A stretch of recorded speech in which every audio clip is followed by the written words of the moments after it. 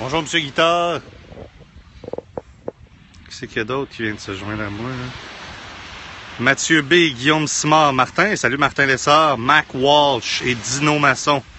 Bonjour tout le monde. Je profite de ce petit arrêt qu'on fait. Je profite de ce petit arrêt qu'on fait à la plage sur le bord de Boston. Où est-ce que je suis descendu pour le MacTech Pro, qui est une mini-conférence organisée par le magazine MacTech pour les techniciens Apple, je viens de me trouver un ami. Je me trouve un ami sur le bord de la plage. Petite tortue de mer. Quel âge que t'as? 128 ans. 128 ans. C'est quoi ton nom? Mon rappel fut...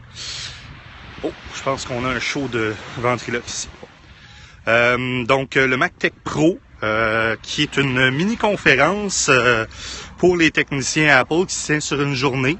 Ils ont aussi, une fois par année, le MacTech Conference, qui est un événement sur 3 ou 4 jours qui se tient...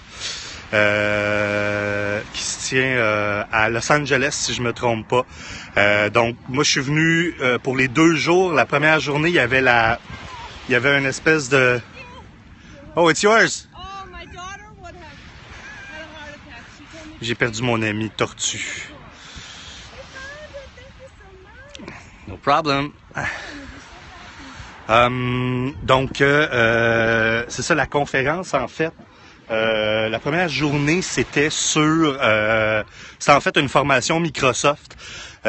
Puis bon, je pensais qu'il allait comme creuser un peu dans Microsoft 2016, la nouvelle version qui est disponible en démo.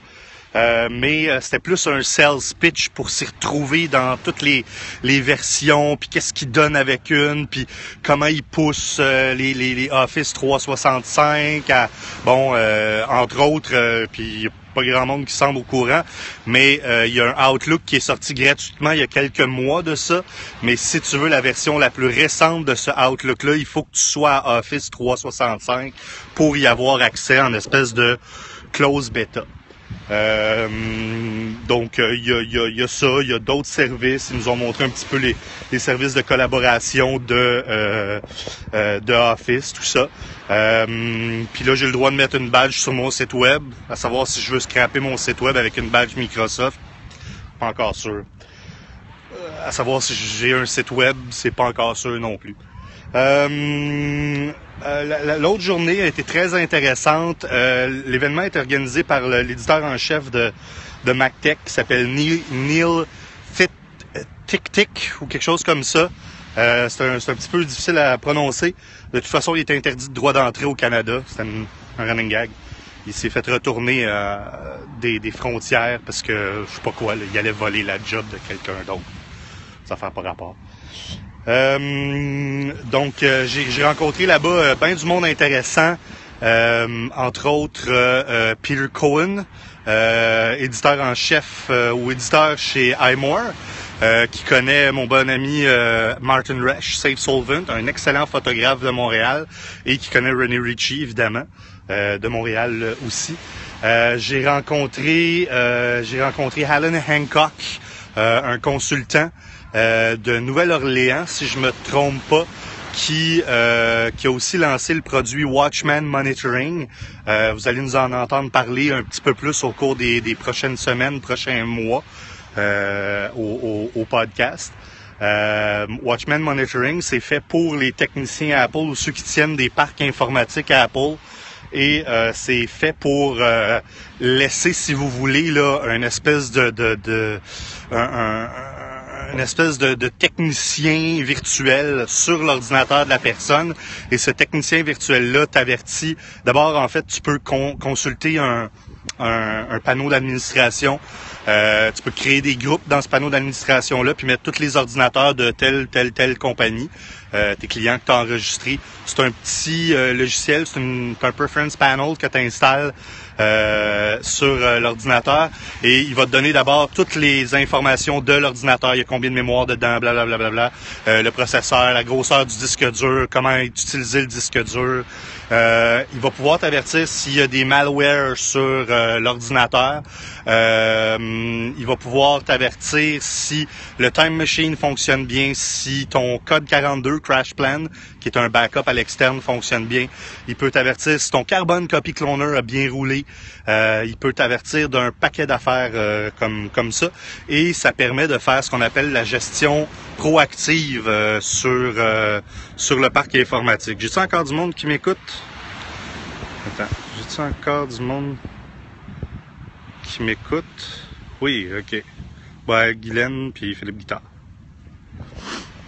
C'est assez, c'est pareil. Donc, ça c'est pas mal intéressant. Malheureusement, je vois pas les commentaires du monde, évidemment. On a eu justement de Alan Hancock une petite conférence sur les outils que lui utilise. Donc, Man Opener, qui est un logiciel qui te permet d'ouvrir la commande. En fait, qui te permet d'ouvrir les manuels d'aide des différentes applications Unix, mais dans un format que tu peux utiliser pour imprimer après, ou que tu peux faire un peu ce que tu veux après. Donc, ça te l'ouvre dans un GUI. C'est assez intéressant. Puis il y a un paquet d'autres choses comme le Bonjour Browser qui te permet de voir tout ce qui est connecté sur le réseau, le manufacturier, puis tout ça. C'est très, très léger. Ça, c'était pas mal intéressant. Des outils aussi pour la gestion d'une compagnie dont j'étais pas nécessairement au courant, comme FreshBook, comme il y en a différents là, puis ça dépend de la grosseur de la compagnie que tu es rendu. Si tu travailles tout seul, ben FreshBook va normalement combler à tes besoins. Puis après ça, il y avait Zendesk pour le ticketing system. Il y avait d'autres choses. Donc c'est des produits que je veux peut-être discuter un petit peu dans le podcast. C'est un peu plus haut niveau que ce dont on jase d'habitude, mais ça peut être intéressant. Donc voilà, c'était mon petit. On est allé manger à 2 restaurants très très bons à Boston, le Post à Boston et le Top of the Hub. C'est en haut de l'immeuble Prudential, qui est probablement un des 2 ou 3 plus hauts immeubles. Il y a un des gars qui s'est fait traverser un verre d'eau dessus.